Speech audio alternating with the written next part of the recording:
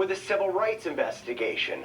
For some, the grand jury's decision not to indict the New York officer is outrageous, following what they call a similar injustice in Ferguson. I can't breathe! I can't breathe! The streets of New York filling with frustration over the grand jury's decision not to indict a white police officer who put Eric Garner in a chokehold, resulting in his death. Somebody that get paid to do right did wrong, and he's not held accountable for it. But my husband's death will not be in vain. I'm minding my business, officer. I'm minding my business. Please just leave me alone. That's Garner, a 43-year-old father of 6, weighing 350 pounds, questioned for selling cigarettes illegally. Several New York City police officers take him down. Look closely. One officer, Daniel Pantaleo, who is white, puts Garner in a chokehold, a move prohibited by the NYPD. You hear Garner's cries muffled by the pavement. I can't breathe. I can't breathe. Minutes later, Garner, who suffers from asthma, lies limp on the pavement. He's declared dead at a nearby hospital. You gotta be kidding me. They didn't indict him? Why? Where's the justice at? He was resisting arrest. Once he started to resist arrest, they had no choice but to try to bring him down. And I don't think there's any evidence at all, any indication that they wanted to choke him or they wanted to kill him or cause any severe harm at all. Today, Officer Pantaleo issued a statement saying he never intended to harm anyone and feels bad about the death of Garner. Garner's widow doesn't think that's enough.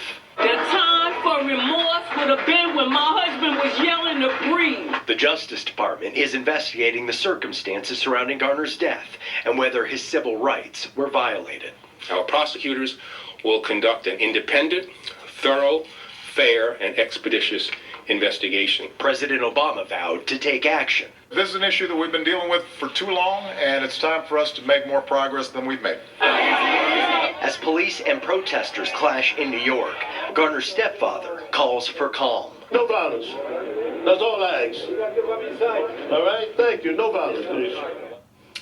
Tonight, the mayor of New York, Bill de Blasio, shared a personal story saying he has actually warned his mixed-race son about the dangers he may face when interacting with police.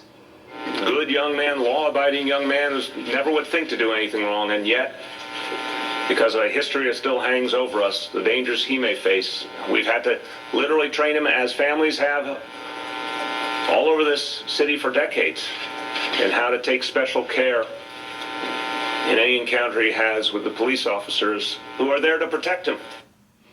The grand jury conducted dozens of interviews with witnesses, including 22 civilians. They also heard directly from the police officer before reaching their decision.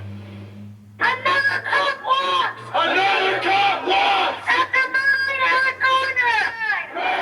At least 50 protesters surrounded by bicycle police started marching through the streets of Seattle shortly after the Garner decision was announced.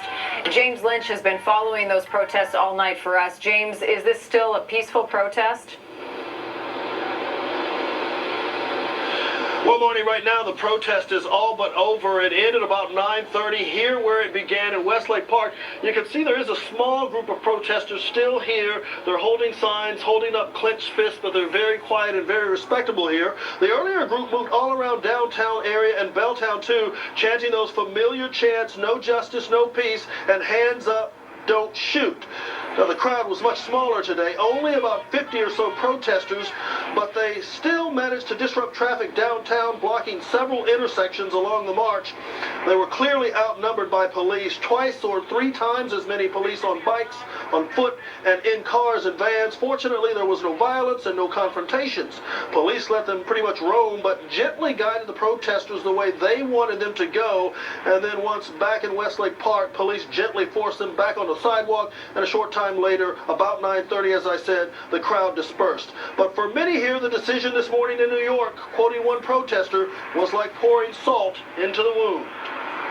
I was outraged and shocked, and yet not shocked when I heard the decision today that yet more police officers are not going to even be adjudicated, and they kill a man like they did. I'm just outraged. The police are just out of control, and there's a real racial disparity going on. Now, as this group started to break up earlier this evening, there was talk among that crowd about another protest, possibly tomorrow. No details on that, but as far as right now as we're concerned, it doesn't appear that these protests are anywhere near ending. For now, reporting live in downtown Seattle, James Lynch, Q13, Fox News.